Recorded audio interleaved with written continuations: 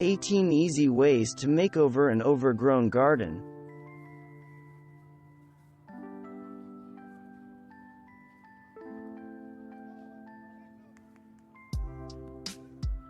First, start with a clean edge.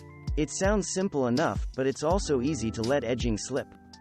A sharp delineation between your garden and your lawn not only defines where the garden starts, but it also draws the eye there. The contrast of dark soil and green leaves is one of the best color combinations you can come up with. Here's a very informal border that could easily look messy if it bled right into the lawn. The edge and slightly raised bed make it clear that this is an ornamental planting and not just some plants that went wild in the corner. When your plants start taking over and merge into a jumbled mass, you need to create a path.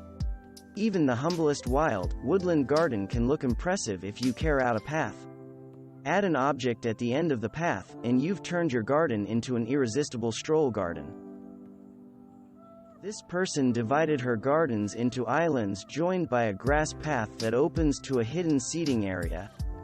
Notice how nicely the edging defines the islands.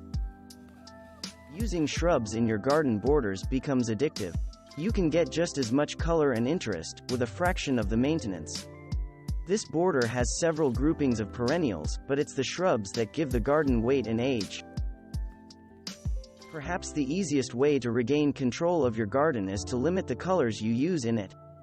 This is a display garden, so the impact of all this color is intentional, but if this were someone's home border, exuberance quickly changes to overstimulation. One solution is to limit yourself to pastels. Pastels are always well behaved and work well with each other.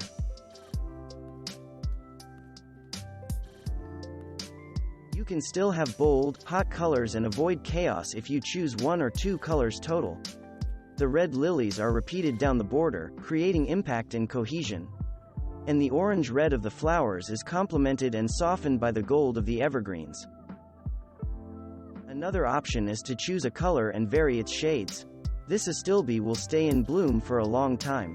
Even as the flowers fade, they will be in hues that still work together to create a frame for the clematis.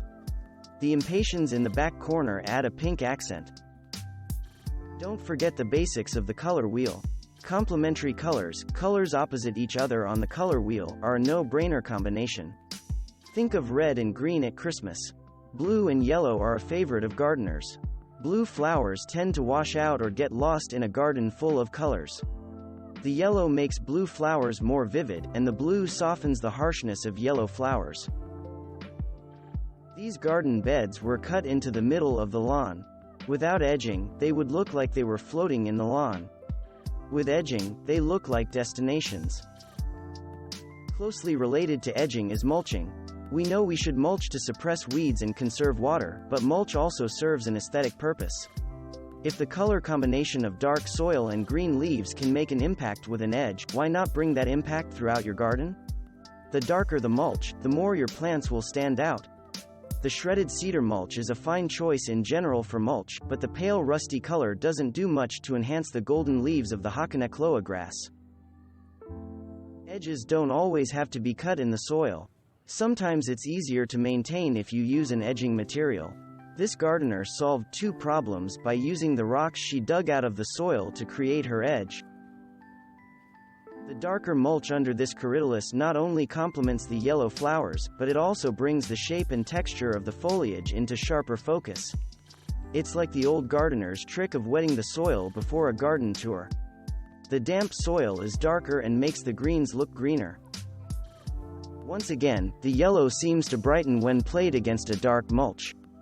You can see the shape and texture more clearly.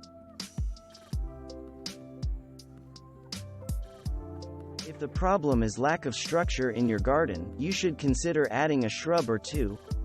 Even though this cottage border is backed by an evergreen hedge, the border itself is starting to look overgrown and messy.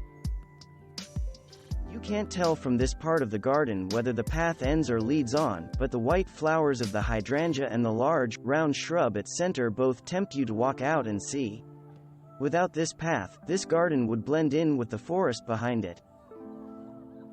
It's the pair of blue spruces that tell your eye where to settle.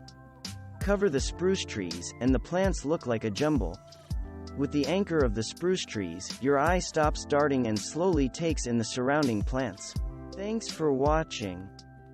Subscribe for more interesting videos.